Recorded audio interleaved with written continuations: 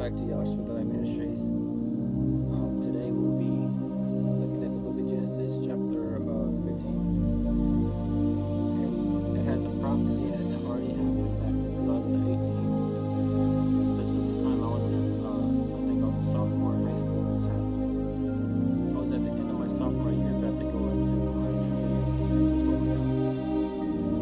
And when I was reading this, I couldn't believe all the times I have read this that I just skipped by it so many times and never knew that it said this in the Bible.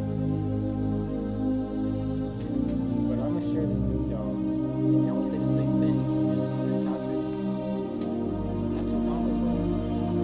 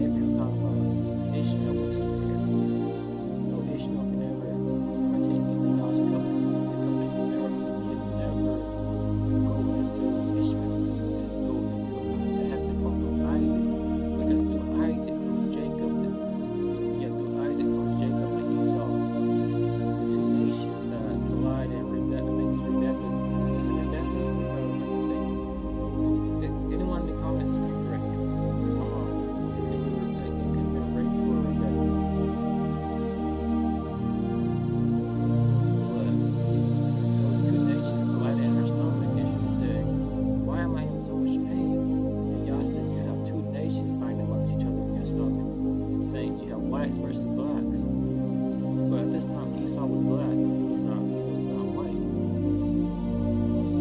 The children of Esau did not mix and become white until they mixed with the Horites, which you call half gold, half woman, half cat, half woman. All these demonic beings, we mess with demonic entities.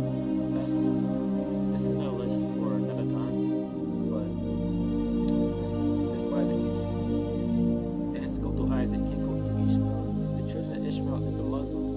We all know this. They're the Muslims. I'm not talking about you Asians that call yourself Muslim. No, you're not the children of Ishmael. You're the children of Lot. The Amorites, the Moabites. The children of Ishmael, what you call them? People in Iraq and Arabia and all that. The Muslims.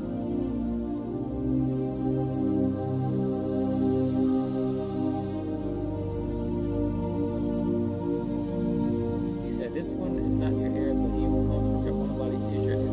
Saying Isaac is your heir.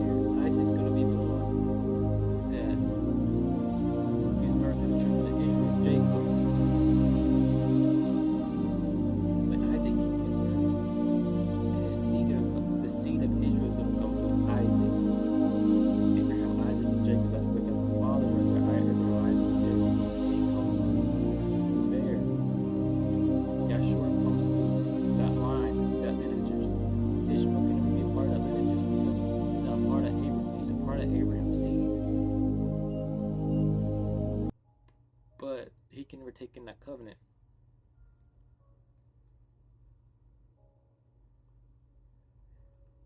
And he brought him outside and said, "Look now toward the heavens and count the stars, if you are able to count them." He said to them, so are your seed. And he believed in Yah, and he reckoned it to him for righteousness. And he said to him, "I am Yah, who brought you out of your Kasdim to give your land to inherit it." He said, "Master Yah, whereby do I know that I possess it?" He said to him, "Bring me a 3-year-old heifer, a 3-year-old female goat, and 3-year-old ram, and a turtle dove, and a young pigeon." And he took all these to him and cut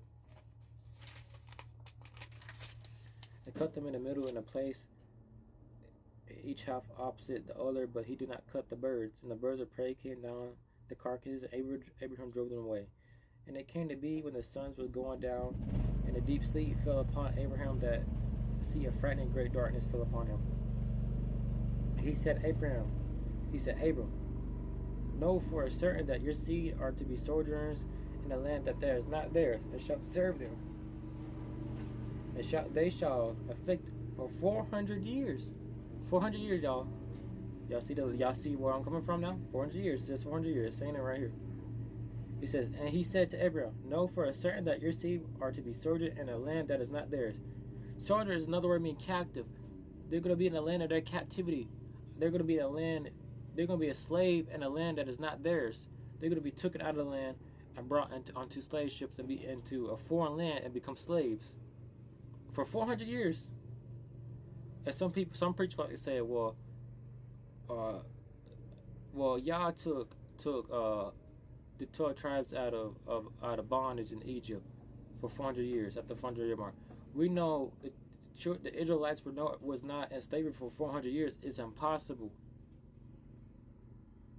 They couldn't have been in slavery in Egypt for 400 years in the time of Moses. It's impossible. This time that happened, the 400-year mark ended 2018. When Donald Trump signed the 400-year Slave Act, it ended. That's what it is. This is the prophecy for our time. It was not for Moses' time. It was for our time. Saying that he's going to rise up the children of Israel and bring them out of their bondage. But they're still in slavery, because he said, when I come back, Yahshua said, when I come back, me, myself, and I is going to take the children of Israel out of captivity. I'm going to rise them up and send them back to their own land. Which we know that's amazing. But the nation whom they serve, I am going to judge, and afterward let them come out with great possession. He's saying, the nation that enslaved my people, I'm going to judge and destroy them. So any black men that Yah finds in a nation, Yah is going to destroy it. Same call for black women. Any black woman or black man that he finds in the nation, he's going to destroy that nation and punish them. And the children of Israel will come out with great possessions. Now, as for you, you are to go your fathers in peace. You are to be buried at a good old age. Then the 4th generation, they shall return here. See? And the 4th generation, they're going to return back to their land. They're no longer going to be in captivity. We are the 4th generation. We're the last generation to exist. No, there's no more generation after us.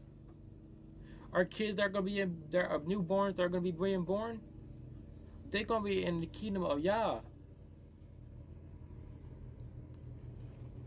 Because didn't I say they're going to be children playing the lion with the lions and the snakes and all them when Yah comes back? Wake up, y'all. Get saved with the Ruach Kakadash. Get saved. Let the Ruach come inside your heart and fill you and let you be at peace. Come on, y'all. They shall return here, for the crookedness of the Amorites is not yet complete. And it came to be, when the sun went down and it was dark, and he see smoking over a burning torch passing between the eagle's pieces. On the same day, Yah made a covenant with Abram, saying, I given this land to your seed from the river of Mizraim to the great river, the river Euphrates, with the Quenites and the Kizzites and the Conamites and the Hittites and the Perizzites and the Rephaim and the Amorite and the Canaanites and the Girgashites and the Jebusites. That's crazy, y'all. Shalom.